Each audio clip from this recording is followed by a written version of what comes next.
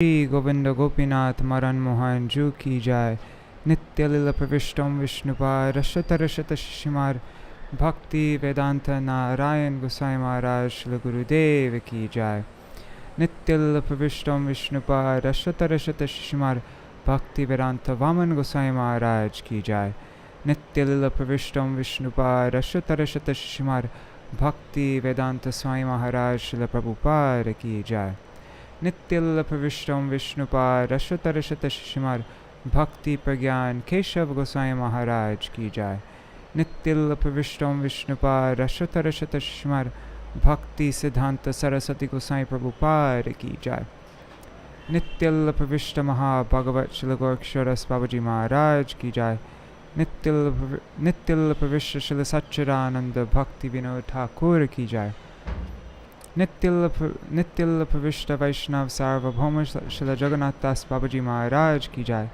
श्री रूपानुग गौड़ीय गुरु वर्ग की जाय। श्री रूप सनातन भट्ट रघुनाथ श्री जीव गोपाल भट्टदास रघुनाथ शारद गोसाई प्रभु की जाय। श्री स्वरूप दामोदर राय रामानंदारी श्री गौर प्रसाद वृंद की जाय।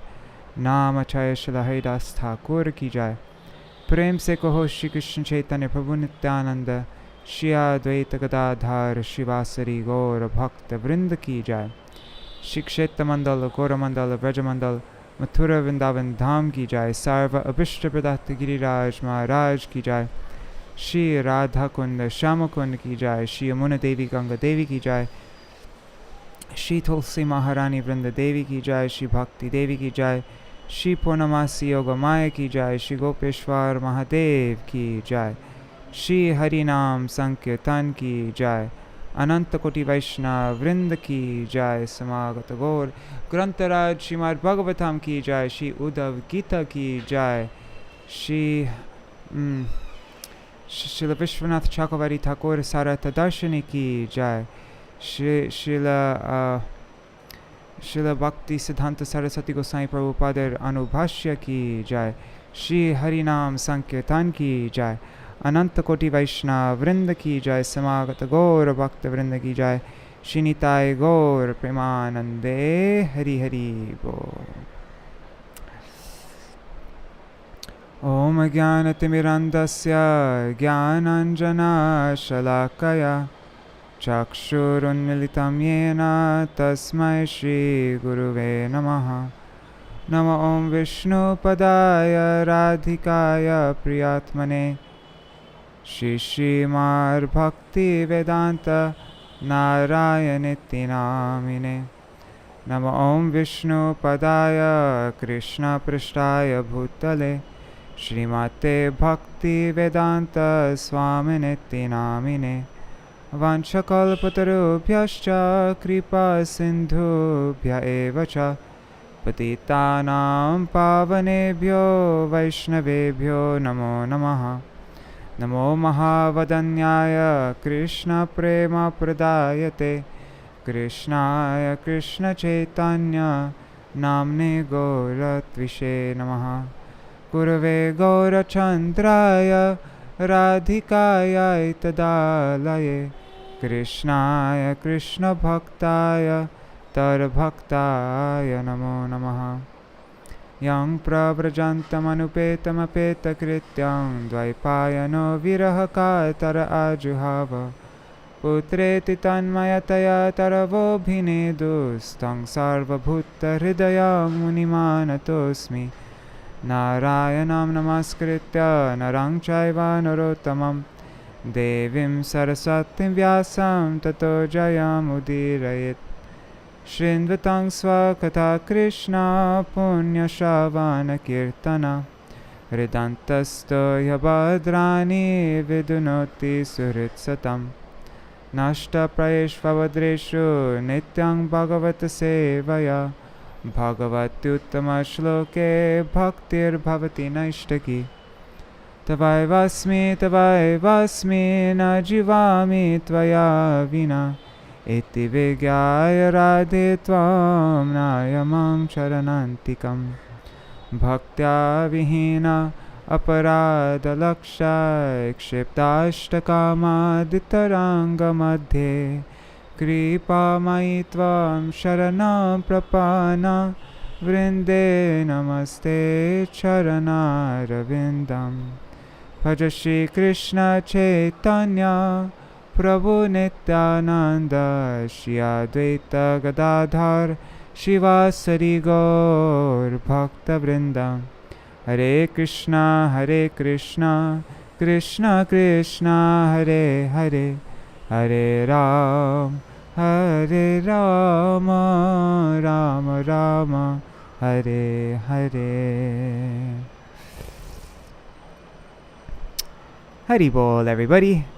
Dandavat Pranam.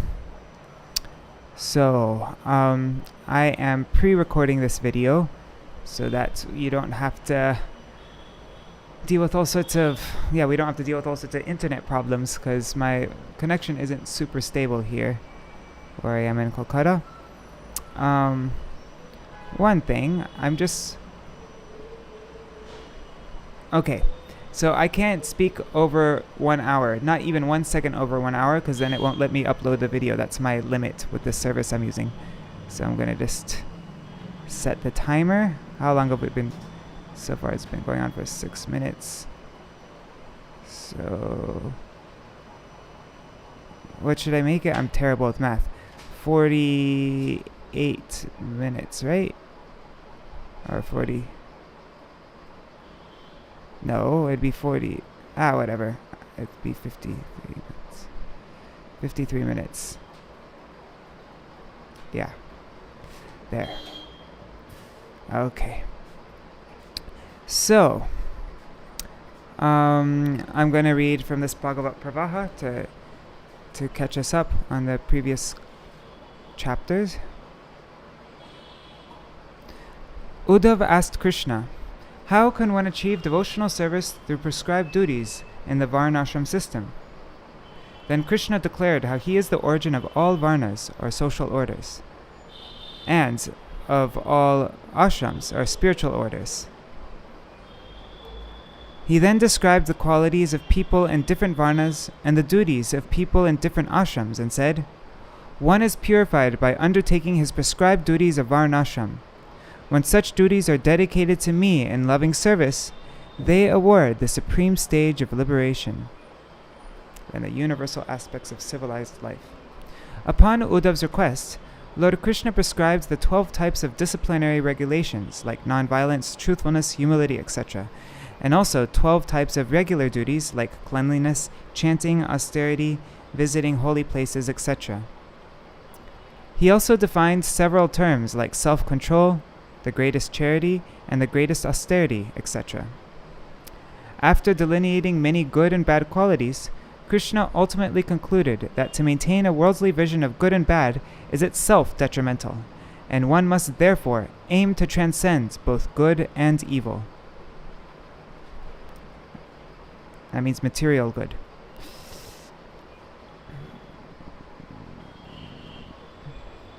Bhakti surpasses knowledge and detachment. Uddhava asked, how can one not refer to good and bad, or piety and sin? The Vedas bring forth piety and sin, and contain various prohibitions and recommendations. So, what, are they not supposed to follow the Vedas? Krishna replied, there are 3 paths for perfection, namely Gyan, Karma, and Bhakti. The qualification for Gyan is detachment towards material life, and the qualification for Karma is attachment to material pleasures. The qualification for Bhakti, however, is balanced attachment and detachment, or Yukta Vairagya. That means wanting to use all things in Krishna's service. Until one has developed sufficient detachment or developed mature faith and taste in bhakti, one has to continue to act according to the Vedic injunctions discerning between good and bad. But one should try to reach the platform of dutiful action without desiring enjoyment for their fruits. By this, one obtains knowledge or devotion. Thereafter, some way or the other, one must endeavor in his human birth to try to achieve the ultimate perfection, To this end, while the yogi fixed in knowledge has to make many endeavors to maintain his spiritual position, all the material desires of a devotee who constantly worships me are spontaneously destroyed. Bhakti is factually independent. Thus, for a devotee, knowledge and detachment are not means to achieve the highest perfection. Everything that can be achieved by any other process is easily achieved by my devotee through bhakti unto me. But my unalloyed devotees desire nothing besides me. They do not accept even liberation if offered by me. Material piety and sin cannot exist within them. They attain freedom from illusion and attain my abode. The Vedic path. And so now this is what we're reading, this chapter. Krishna then summarized the progressive spiritual paths. He said, those who cultivate insignificant sense enjoyment undergo the continual cycle of birth and death. The path of spiritual evolution begins from Karma Yoga, progresses to Jnana Yoga, and culminates in Bhakti Yoga. A conditioned soul should not artificially disrupt the natural evolution of his Krishna consciousness by deviating from prescribed duties. Thus, one has to distinguish between what is good and bad as prescribed by the Vedas. In order to restrict materialistic activities, I have established in the Vedas what is proper and improper. Steadiness in one's own position is piety, and deviation from one's position is considered impiety. Through consideration of piety and sin is also circumstantial, though consideration of piety and sin is also circumstantial. In some special cases, piety becomes sin, and sin becomes piety. Vedic knowledge is difficult to comprehend without me or my devotees. Alright, so that's what we're reading now.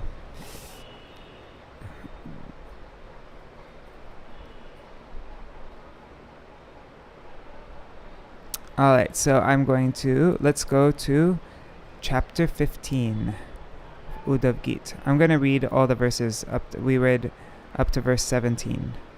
So, the Supreme Lord said, those who will not follow the paths of devotional service, speculative knowledge, and fruitive activities as prescribed by me, and simply work to fulfill their insignificant material desires, will certainly continue in the cycle of repeated birth and death. To remain fixed in one's position is known as piety, or a good quality, and to deviate from one's position is known as impiety, or a fault. This is how piety and impiety should be ascertained. This is an important verse. Swe swe dhikariya nishta saguna parikirtita viparyayastu doshasyad ubhayor eshanishchaya.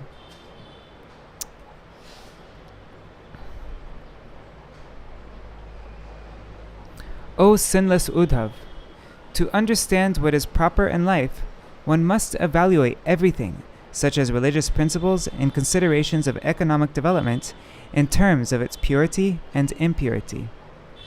Even in ordinary dealings, one must be able to distinguish between good and bad. As a matter of survival, one must be able to distinguish between that which is auspicious and that which is inauspicious. I have revealed these methods for making distinctions for those who bear the burden of maintaining mundane religious principles. Earth, water, fire, air, and ether are the 5 gross elements emanating from the Supreme Lord that make up the bodies of all conditioned souls, from Lord Brahma down to the most insignificant blade of grass. My dear Uddhav, although all material bodies are constituted of these same 5 elements, different names are given so that one can distinguish between them and thus advance toward life's ultimate goal. O foremost of devotees, in order to regulate the activities of the living entities, I have imparted the understanding of that which is good and that which is bad in relation to time, place, and objects.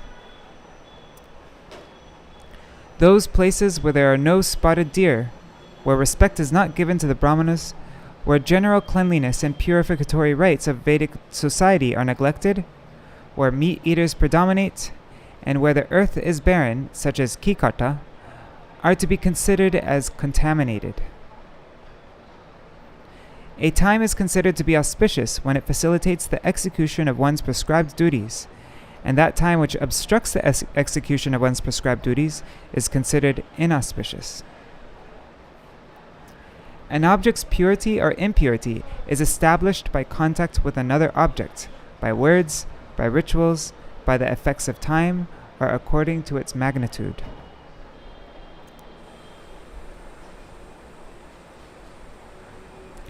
The contact of contaminated substances may or may not affect one with sinful contamination, depending on one's prowess, spiritual advancement, development of intelligence, or other such conditions.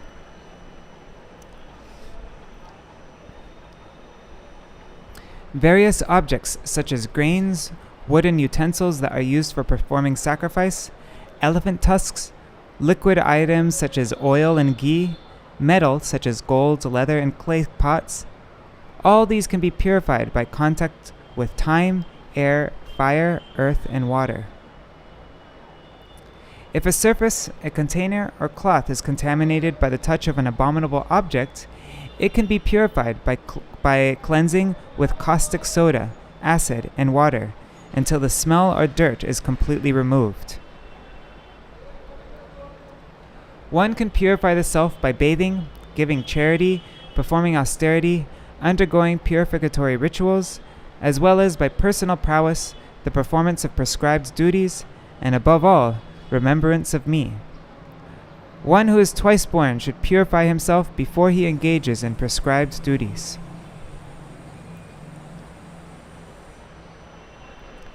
A mantra is purified when it is heard from the mouth of a bona fide spiritual master. One's activities are purified by offering the results to me.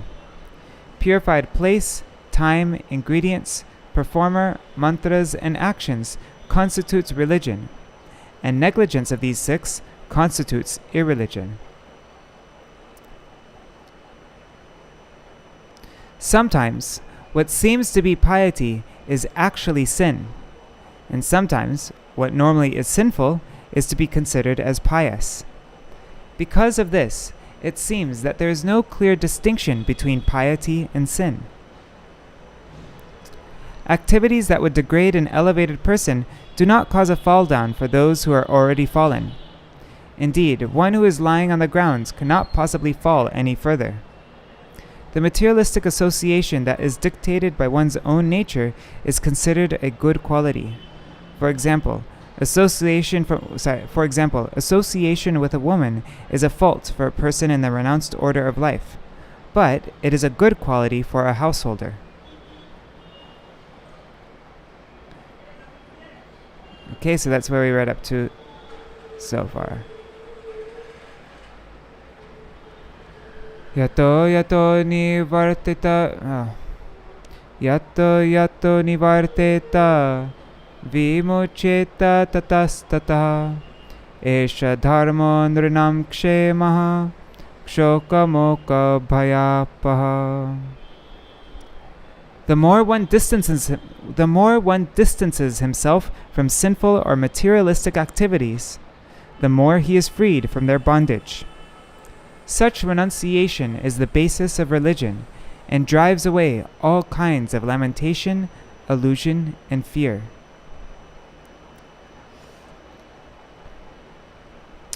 Sārārtha-darśinī commentary by Śrīla Viśvanātha Cakravartī Ṭhākura. The aim of the scriptures is to encourage renunciation by means of a gradual diminishing of the enjoying propensity. This is done by prescribing rules and regulations that govern all aspects of human behavior. Gauḍīya Bhāṣya by Srila Bhaktisiddhānta Sarasvatī Gosvāmī Prabhupāda. The conception that I am the enjoyer of this temporary, perishable, material world, this type of conception creates lamentation, illusion, and fear in the minds of the conditioned souls. People who renounce sense gratification and dry renunciation and engage in the worship of the Supreme Lord bring about their own auspiciousness.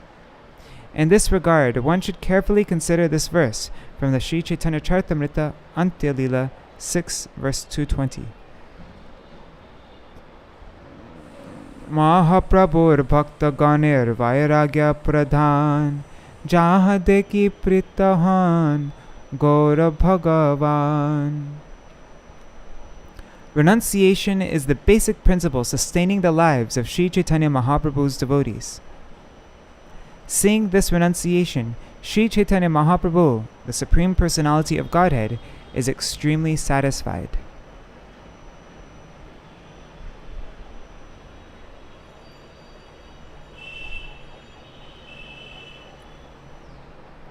Vishayeshu gunadhyasat pungsa sangastato bhavit sangat tatra bhavit kama kama reva kalir nirnam. When one is attracted to the objects of the senses, attachment for them certainly develops within his heart. This attachment gives rise to lust, and from lust, anger and violence. So this attachment gives rise to lust, and from lust, anger and violence are generated. Sārārtha-darśinī.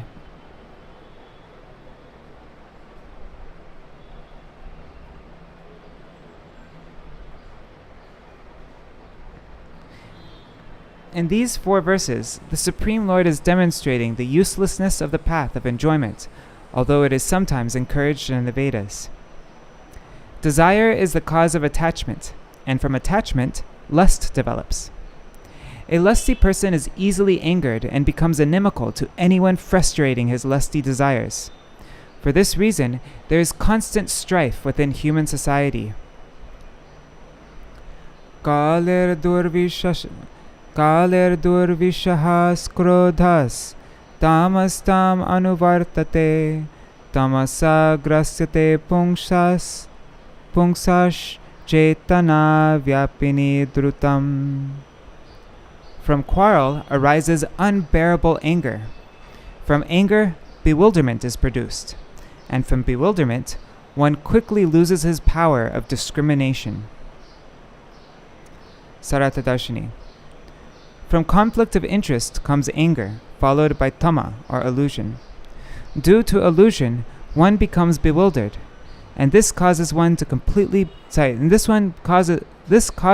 become completely bereft of any sense of discrimination.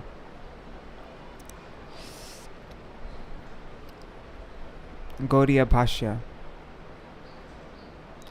From the tendency to enjoy material objects, considering them to be separate from the Supreme Lord, one develops attachment. From attachment, lust is born, and from lust, a conflict of interest arises. When there is a conflict of interests, strong anger results, and from this unbridled anger, one is covered by the dense darkness of ignorance, which robs one of the power of discrimination. Taya virahita sadho jantu shunyaya kalpate tatosya svarta vibhrangsho murchitasya mritasya cha. O saintly Uddhav, a person who has lost his power of discrimination is as good as dead matter. As a result of his ignorance, he loses the opportunity to achieve life's ultimate goal. Sārārtha-darśinī. An unconscious person loses all sense of what is to be done and what is not to be done. Such a person is considered to be as good as dead because he has lost all sense of life's ultimate goal. Gauḍīya Bhāṣya. When one becomes bereft of the power of discrimination, he loses his good consciousness, almost like a dead man, and falls down from understanding life's ultimate goal. Vishaya biniveshena natmanam vedana param vriksha jivikaya jivan vyartam bhastreva yashvasan. One who uselessly passes his life by maintaining himself on whatever food he receives without personal endeavor is no better than a tree. Living uselessly in ignorance like a tree, his breathing is no better than that of a bellows. Such a person, who is almost like a dead man, has no understanding of himself or anyone else. So we should endeavor for our food.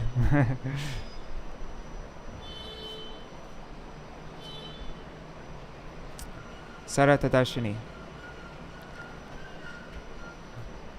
One who lives like a tree without making any personal endeavor is considered to be practically unconscious. One whose breathing is therefore like that of a bellows is considered to be no better than a dead man. Gauḍīya Bhāṣya. One who is devoid of Krishna consciousness uselessly breathes like a bellows and spoils his human birth by being absorbed in matter, just like a tree without any enthusiasm for attaining life's ultimate goal. Phalashutir iyam drirnam nashrayo rochanam param shreyo vivakshaya proktam yatha vaishajjarochanam. The attainment of heavenly enjoyment as a result of pious activities is not the ultimate goal of life for human beings. Just as a child is promised a sweet to create his desire for taking medicine, the promise of heavenly rewards that are described in the scriptures are there to create a desire for performing pious activities. This is an important verse.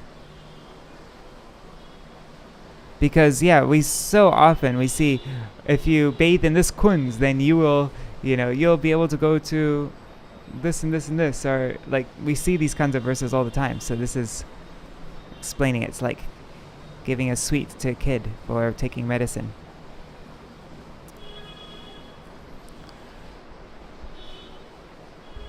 Sārārtha-darśinī.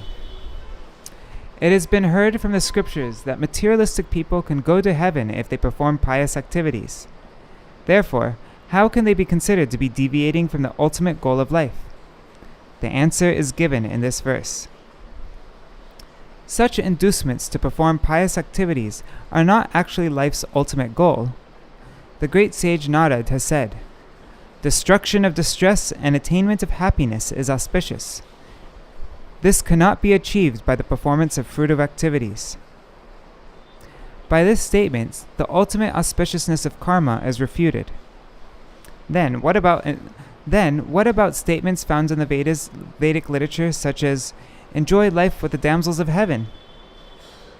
The answer is that just to develop in the conditioned souls a taste for performing pious activities, the Vedic literature sometimes offers inducements to gradually bring them to the path of liberation. This is like the inducement given to a child so that he will take some medicine. The father may tell him, "If you drink this bitter juice of neem leaves, I will give you a laddu." Because of the inducement, the son will agree to drink the bitter medicine, and thus his disease will be cured. Of course, the gift of a laddu is not the actual fruit of drinking bitter neem juice.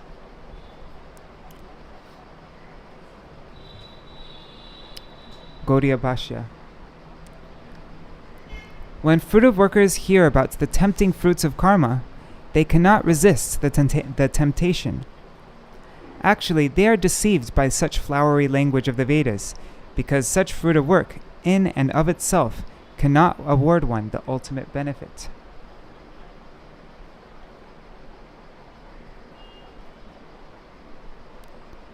Verse 24.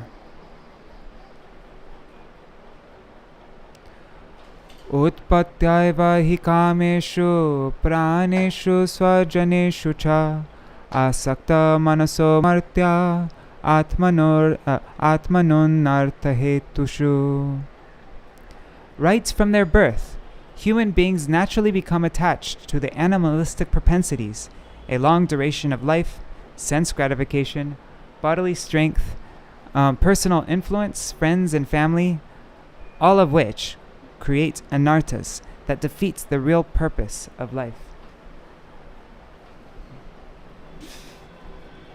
Sārārtha-darśinī. The question may be raised. In the Karma Kanda section of the Vedas, there is no mention of liberation from material existence.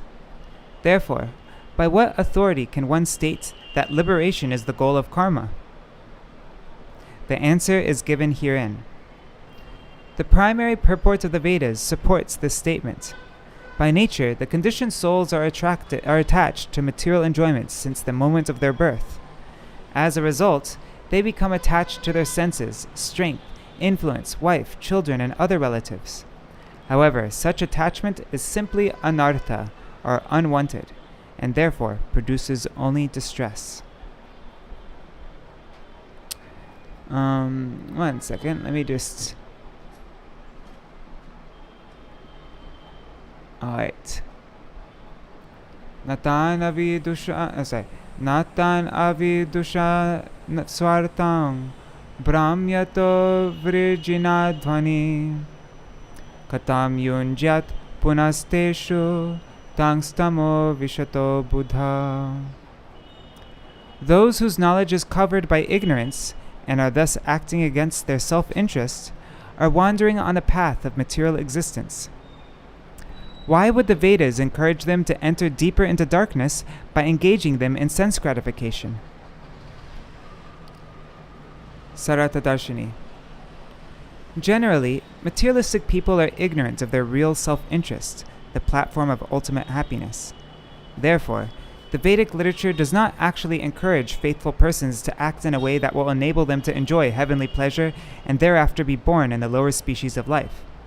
If this were the actual intention of the Vedas, they could not be considered genuinely auspicious. Evam vyavasitam kechid avigyaya kubuddhaya phalashrutim kusumitam naveda gyavadantihi. Without understanding the actual intention of the Vedic literature, some evil-minded people, such as the karma mimamsakas, who are bewildered by the statements promising heavenly rewards that are found in the Vedas, they propagate that such flowery statements are the supreme objective of life. However, this is not the opinion of actual authorities, such as Vyasadeva, who know the real purport of the Vedas. Sārārtha-darśinī. One may still question, why do the Mimamsakas declare that the aim of the Vedas is to transfer the living entities to heaven? The answer is herein given. Such people, not realizing the real intention of the Vedas, accept the Vedic statements that promise heavenly elevation to be they accept those statements that promise heavenly elevation to be the actual purport of the Vedas. Actually, the flowery language of the Vedas have bewildered these people. Due to ignorance, they consider the flowers to be the fruit. As a result of being bewildered, their intelligence has become contaminated so that they are misguided. Such persons certainly do not know the actual purport of the Vedas. Great sages, such as Vyasadeva, who are conversant with the actual purport of the Vedas, never preach in this way.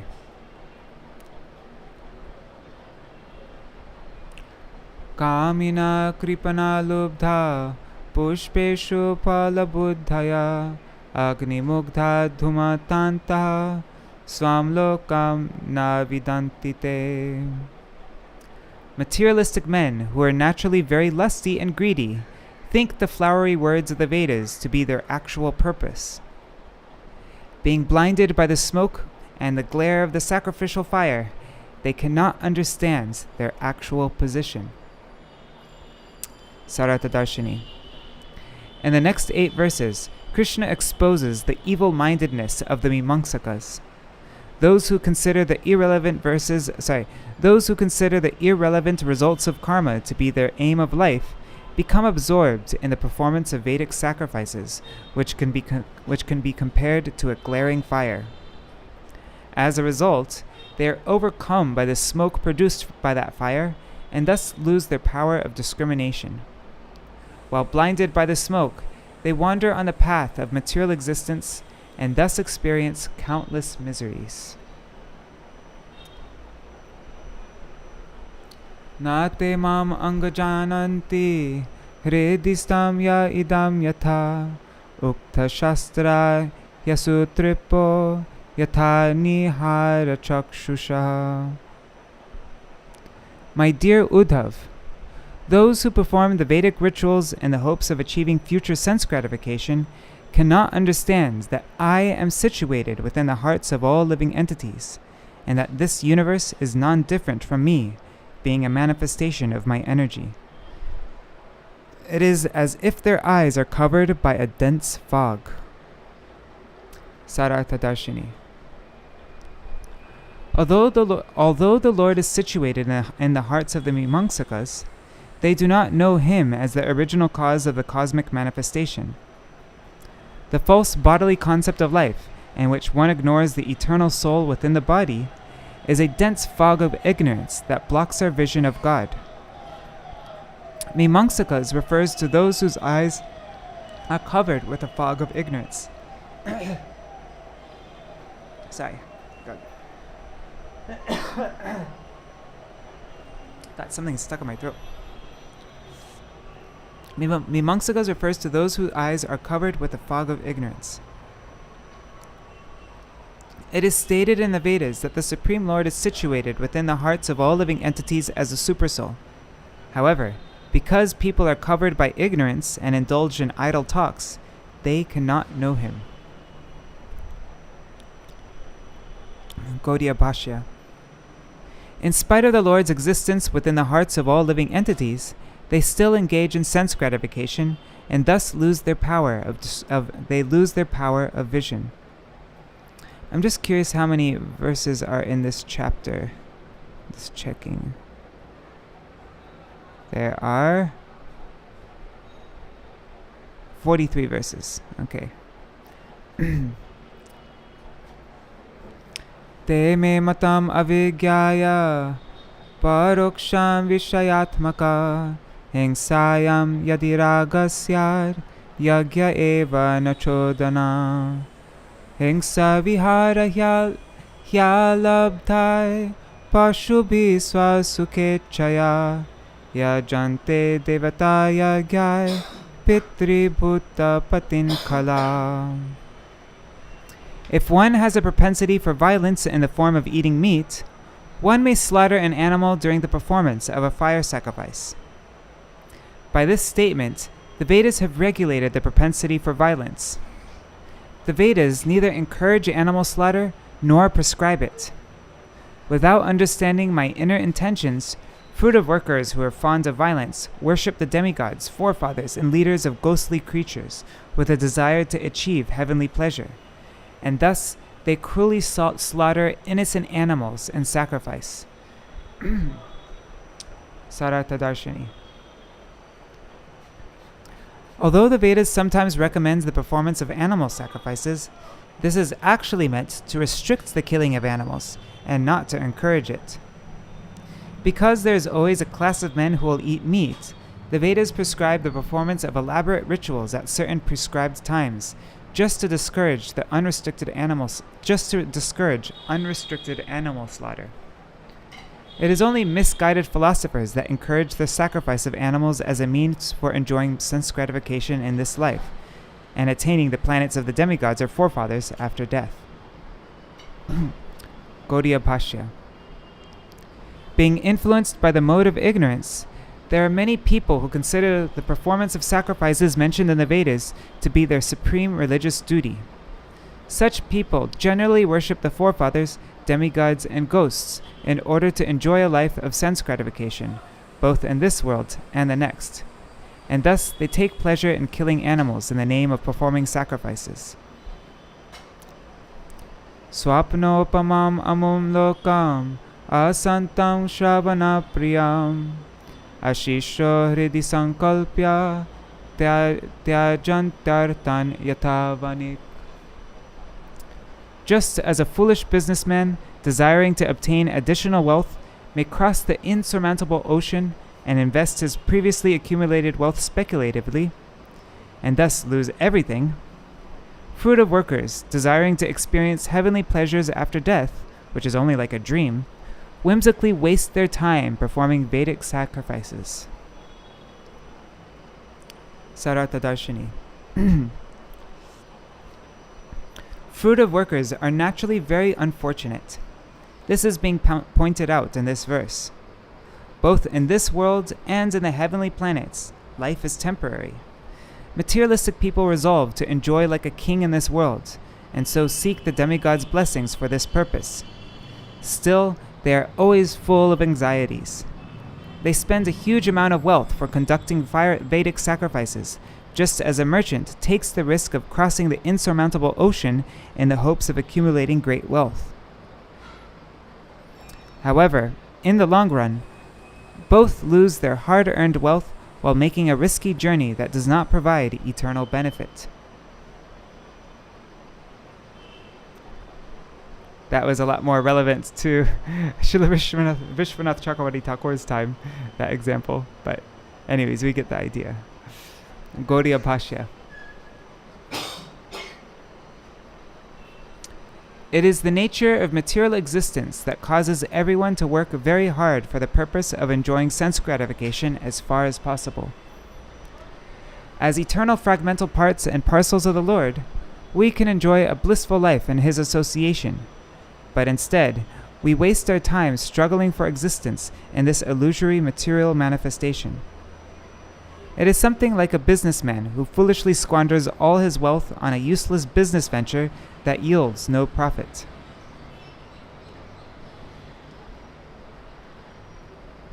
Rajasattva tamo nishta, rajasattva tamo jusha, upasata indra mukhyan, devadin nayataivamam.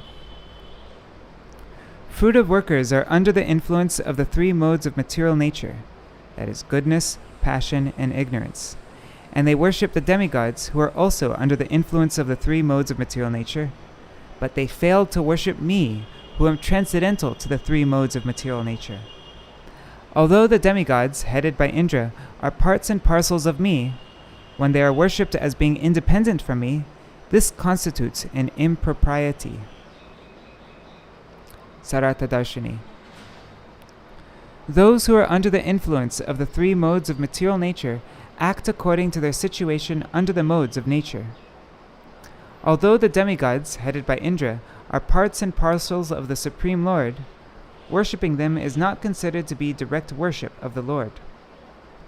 Sometimes, persons situated in the mode of goodness accept the supremacy of the Supreme Lord, but are more attracted to the demigods, believing that through Vedic rituals they can achieve the same standard of living as the demigods. This proud tendency is certainly an obstacle in the loving service of the Supreme Lord and ultimately causes fall down. This is confirmed in the Bhagavad-gītā 9:24. Aham hi sarva yajñānam bhokta cha prabhureva cha na tu mam abhijananti tattvena taścyavanti te. I am the only enjoyer and master of all sacrifices. Therefore, those who do not recognize my true transcendental nature fall down. Gauḍīya Bhāṣya. Those who consider themselves to be the servants of the demigods can overcome the influence of the modes of passion and ignorance by acting in the mode of goodness. However, although they enthusiastically worship the demigods headed by Indra, they have no taste for worshipping the Supreme Personality of Godhead. Even the demigods who are supposed to be situated in the mode of goodness often oppose the worship of the Supreme Lord, creating a situation that is inauspicious. Ishtveha devata yagyar gatva ramsyamahe divi tasyanta iha bhuyasma mahashala mahakulaha evam pushpitaya vacha vyakshipta manasam nrinam maninam chatilubdhanam madvartapi narochate. Discussions about me are not pleasing to those who are greedy and proud, and whose minds are attracted to the flowery words of the Karmakanda section of the Vedas. Because of their excessive pride and greed, they think, we will go to heaven as a result of worshipping the demigods and enjoy immense happiness there. When our enjoyment is exhausted, we will return to this world, being born in a family of aristocratic householders. Sārārtha-darśinī. The attached fruit of workers think that they will perform sacrifice in this world to please the demigods, and when they finish enjoying heavenly delights, they will return to this world to become rich householders. Gauḍīya Bhāṣya. Bewildered by the flowery words of the Vedas, greedy and proud materialists do not have any interest in satisfying the senses of the master of the senses. Veda Brahmatma Vishayas Trikhanda Vishaya ime Parokshavada Rishaya Paroksham Mamacha Priyam. The Vedas, which consists of three divisions, reveal that the soul is spiritual and has nothing to do with material existence. The soul is not a product of matter. Great sages explain this truth in an esoteric manner, and I approve of their confidential teachings. Those who are pure-hearted are eligible to receive Vedic knowledge, whereas those whose hearts are contaminated certainly fall down. Sārārtha-darśinī.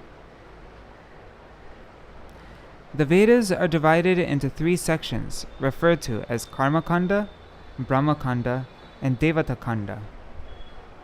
The Vedic literature teaches the science of the individual spirit soul and the Supreme Brahman. Human beings are supposed to worship the Supreme Personality of Godhead by chanting the mantras that are revealed in the Vedic literature. The question may arise, why do the sages and the Vedic mantras speak in esoteric or indirect terms? The answer is, the Supreme Lord does not allow himself to be taken cheaply, and thus he is not manifest to superficial or inimical people. Gauḍīya Bhāṣya.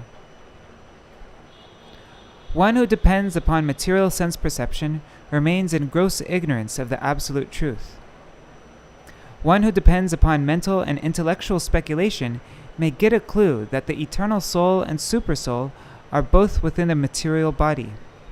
In this regard, one should study the 10th verse of the Upadeshamrita of Śrīla Rupa Gosvāmī. Karmebhya parito hare priyataya vyaktemya yorgyaninas tebhyo jnana vimukta bhakti parama premaika nishtas tata tebhyastha pashupala pankajadrishas tabhyopi sāradhika preshta tadvadiyang tadiya sarasi tamna shrayet kakriti. In the Shastra it is said that out of all types of fruit of workers, he who is advanced in knowledge of the higher values of life is favored by the Supreme Lord Hari. Out of many such people who are advanced in knowledge, jnanis, one who is particularly liberated by virtue of his knowledge may take to devotional service. He is superior to the others. However, one who has actually attained prem, pure love of Krishna, is superior to him. The gopis are exalted above all the advanced devotees because they are totally dependent upon Sri Krishna, the transcendental cowherd boy. Among the gopis, Srimati Radharani is the most dear to Krishna. Her kund, her lake, is profoundly dear to Lord Krishna, as this most her kund is as profoundly dear to Lord Krishna as this most beloved of the gopis. Who then will not reside at Radhakund and in a spiritual body surcharged with ecstatic devotional feelings, aprakrit bhav? So who then will not reside at Radhakund and render loving service to the divine couple, Shri Shri Radha Govinda, who perform their Ashtakaliya Lila, their eternal eightfold daily pastimes? Indeed, those who execute devotional service on the banks of Radhakund are the most fortunate people in the universe. Text 36. Shabda Brahma Sudurbodham Pranendriya Manomayam Ananta Param Gambhiram Durvidgahyam Samudravat. The transcendental sound of the Vedas is very difficult to comprehend and manifests on different levels within the life air, senses, and mind. Actually, the transcendental sound of the Vedas is unlimited, unfathomable, and very grave like an ocean. Sārārtha-darśinī. The transcendental sound vibration of the Vedas exists in 4 stages, as understood by those who are highly qualified brahmanas. 3 of these stages are internally situated, and only the 4th stage is manifest externally as speech. Even this 4th stage of the Vedas is very difficult for ordinary people to understand, and so what to speak of the other 3? The prana stage of the Vedic sound vibration is located in the Adhara chakra. The mental stage is located in the region of the navel. In the Manipuraka chakra. Wait. This is interesting. The prana stage of the Vedic sound vibration is located in the Adhara chakra. The mental stage is located in the region of the navel, in the Manipuraka chakra. The intellectual stage is located in the region of the heart, in the Anahata chakra. And the sensory stage is referred to as Vaikari. The transcendental vibration of the Vedas encompasses all the energies within creation and is beyond the limitations of time and space. It is so subtle and sublime that only the Lord Himself and His representatives can understand its actual purport. Gauḍīya Bhāṣya. Because foolish people consider the transcendental name of Lord Hari to be equal to ordinary mundane sound vibrations, while remaining engaged in sense enjoyment with their body, mind, and life air, the Supreme Lord appears incomprehensible to them. The transcendental name of the Supreme Lord and the Supreme Lord Himself are non-different. Nam and Nami are non-different. Because transcendental sound vibration and the object of transcendental sound vibration are unfathomable, no one can realize their glories without the mercy of the Supreme Lord. The 4 levels of transcendental sound, Para, Pashyanti, Madhyama, and Vaikari, are completely transcendental, devoid of material contamination, and untouched by the spirit of mundane enjoyment.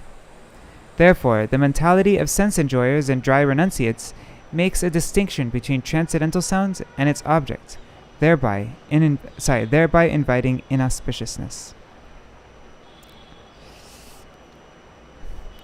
Mayopa brimhitam bhumna brahmanananta shaktina bhuteshu ghosharupena viseshurneva lakshyate.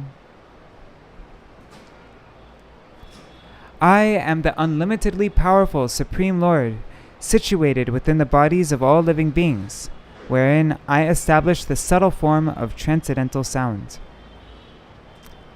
Sārārtha-darśinī. Transcendental sound vibration manifests in different phases according to the inspiration of the Supreme Lord. The question may arise, if the Supreme Lord is one without a second, how is it possible that He remains present as unlimited spiritual and material manifestations? The answer is given in this verse. I am the Almighty Lord. I manifest innumerable forms of unlimited potency, and by the expansion of these forms, I am all-pervading. For those who can perceive me in meditation, I am realized as Omkar within the heart. In this verse, the Lord cites the example of a strand of fiber within a lotus stem. Gauḍīya Bhāṣya. Because the holy name of the Lord and the Supreme Lord Himself are identical, descriptions such as all-pervading, all-powerful, unlimited, and the Supersoul are befitting Him and no one else. These kinds of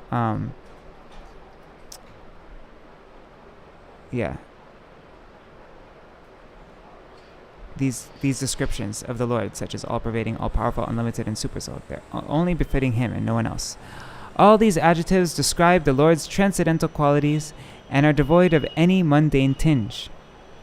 As a fiber is inseparable from the stem of a lotus, the Supreme Lord is inseparable from His holy name, and thus both the Lord and His holy names are the objects of the liberated soul's worship.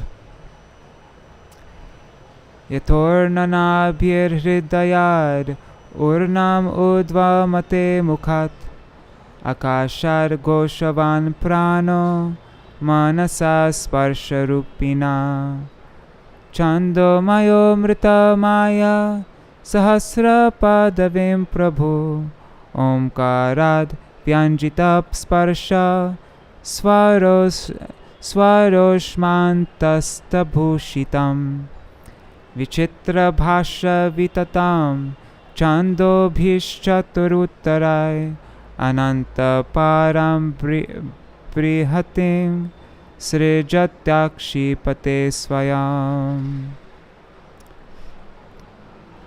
Just as a spider produces its web from its mouth, the Supreme Lord manifests Himself as the primeval vital air, consisting of all the sacred Vedic meters, and full of transcendental pleasure. The Lord, from the sky of His heart, creates the unlimited Vedic sounds through the agency of His mind. The sound vibrations of the Vedas then spread in all directions, adorned with the various letters, meters, consonants, vowels, and semivowels. The Vedas are expressed in different meters, each having 4 more syllables than the previous one. Ultimately, the Supreme Lord withdraws the unlimited and unfathomable manifestation of Vedic sound within Himself. Sārārtha-darśinī.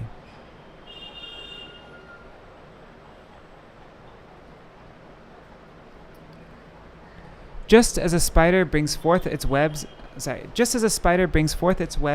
from its heart and produces it through its mouth, the plenary portion of the Supreme Lord, who is the source of Brahma, manifests the Vedic knowledge by means of His potency.